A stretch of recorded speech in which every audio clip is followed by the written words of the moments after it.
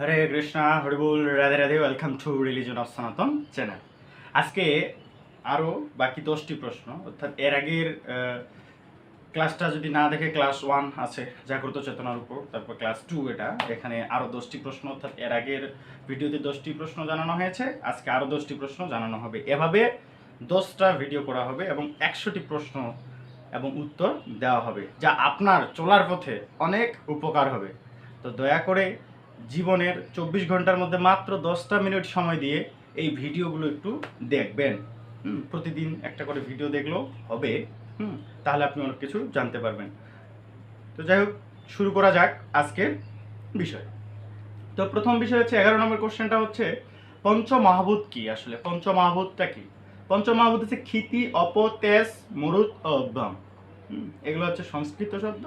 এগুলো যদি আমরা বাংলায় কনভার্ট করি তাহলে ভূমি, জল, বায়ু, অগ্নি ও আকাশ। তারপর হচ্ছে ইন্দ্রিয়ের 5টি বিষয়: রূপ, রস, শব্দ, গন্ধ ও স্পর্শ। মানে এই বিষয়গুলো থেকে আমরা ইন্দ্রিয়ের বিষয়, অর্থাৎ ইন্দ্র ধাবিত হয় এই বিষয়গুলোর প্রতি, রূপের প্রতি, রস, শব্দ, স্পর্শ ও গন্ধ। তারপরে পঞ্চ জ্ঞানেন্দ্রিয়, অর্থাৎ 5টা ইন্দ্রিয় দ্বারা আমরা জ্ঞান অর্জন করতে পারি। সেই 5টা জ্ঞানেন্দ্রিয়টা কি? নাক, জিহ্বা, চোখ, কান ও ত্বক। কারণ কি?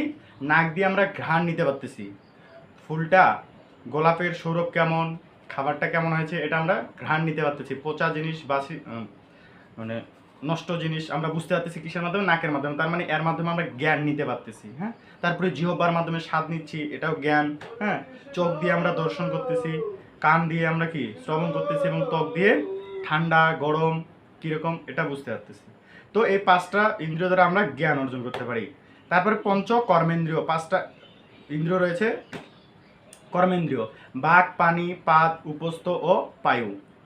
স্থূল শরীরটি কি কি উপাদান দিয়ে তৈরি? অর্থাৎ এই যে আমাদের যে শরীরটা রয়েছে, দেহটা রয়েছে, কি কি উপাদান দ্বারা তৈরি? আমরা যদি দেখি যে ভূমি, জল, বায়ু, অগ্নি ও আকাশ দিয়ে আমাদের এই স্থূল শরীরটি তৈরি। এখন আমাদের ভিতরে যে আত্মা রয়েছে না, সূক্ষ্ম দেহের মধ্যে, সেই সূক্ষ্ম দেহটি কি কি উপাদান দ্বারা তৈরি? সেটি হচ্ছে শরীরটি মন, বুদ্ধি ও অহংকার। অর্থাৎ সূক্ষ্ম শরীরটি কি দ্বারা তৈরি? মন, বুদ্ধি ও অহংকার। এখন একটি বিষয় চলে আসে যে জীবের মৃত্যুর পরে কি হবে, অর্থাৎ মানুষ যে মারা যায় তাহলে তার কি গতি হবে? এদের 2 ধরনের গতি হবে। যারা হচ্ছে ভগবত ভক্ত, অর্থাৎ পরমেশ্বর ভগবান শ্রীকৃষ্ণের ভক্ত, তারা ভগবত ধামে গমন করবে। এবং যারা কৃষ্ণ ভক্ত নয় বা ভগবত ভক্ত নয়, তারা কি করবে? তারা তো সকাম কর্ম করে, তো সকাম কর্মের ফল অনুযায়ী তারা যদি পাপ করে তাহলে নরক যন্ত্রণা ভোগ করবে, আর যদি পুণ্য করে থাকে তাহলে স্বর্গসুখ ভোগ করবে। এবং এগুলো ভোগ করার পর পুনরায় এই পৃথিবীতে আসবে এবং 84 লক্ষ যোনি ভ্রমণ করবে। তারপরে আমরা দেখি দেহ এবং আত্মার মধ্যে পার্থক্যটা কি, অর্থাৎ দেহ এবং আত্মার মধ্যে পার্থক্যটা কি? দেহ হচ্ছে কি? পরিবর্তনশীল। এই দেহটা হচ্ছে কি? পরিবর্তনশীল। যেমন আমরা দেখতেছি ছোটবেলা থেকে আমরা বড় হচ্ছি, ধীরে ধীরে বড় হওয়ার পর বৃদ্ধ হচ্ছি, হ্যাঁ, তারপরে মারা যাচ্ছি। অর্থাৎ দেহটার পরিবর্তন হচ্ছে, দেহটা পরিবর্তনশীল, একে হত্যা করা যায়, সব কিছু করা যায়। কিন্তু আত্মা কি? আত্মা পরিবর্তনশীল নয়। আত্মা সচ্চিত ও আনন্দময়। একে অস্ত্রের দ্বারা কাটা যায় না, আগুনে পোড়ানো যায় না, হাওয়াতেও শুকানো যায় না। তো এই হচ্ছে দেহ এবং আত্মার মধ্যে পার্থক্য।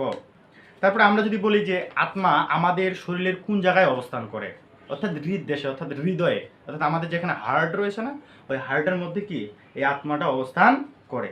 আচ্ছা, দেহের মধ্যে যে আত্মা রয়েছে এর লক্ষণটা কি? তো দেহের মধ্যে যে আমাদের আত্মা রয়েছে এটা আমরা কিভাবে বুঝবো? অর্থাৎ দেহের মধ্যে আত্মা যদি থাকে তাহলেই আমরা চেতন, মানে কি চলাফেরা করতে পারি। যদি আত্মা না থাকে তাহলে আমরা চলাফেরা করতে পারি না, অর্থাৎ আমরা মৃত। হ্যাঁ, আত্মা যে আছে এটার বাস্তব প্রমাণ হচ্ছে আমরা দেখছি আমাদের চোখের সামনে আমাদের বন্ধু হোক, বাবা মা হোক, বা দাদা দাদি হোক, বা দাদু বা দিদিমাই হোক, এরা সবাই কি করছে? মৃত্যুবরণ করছে। মৃত্যুবরণ করার পর কি দেখছি?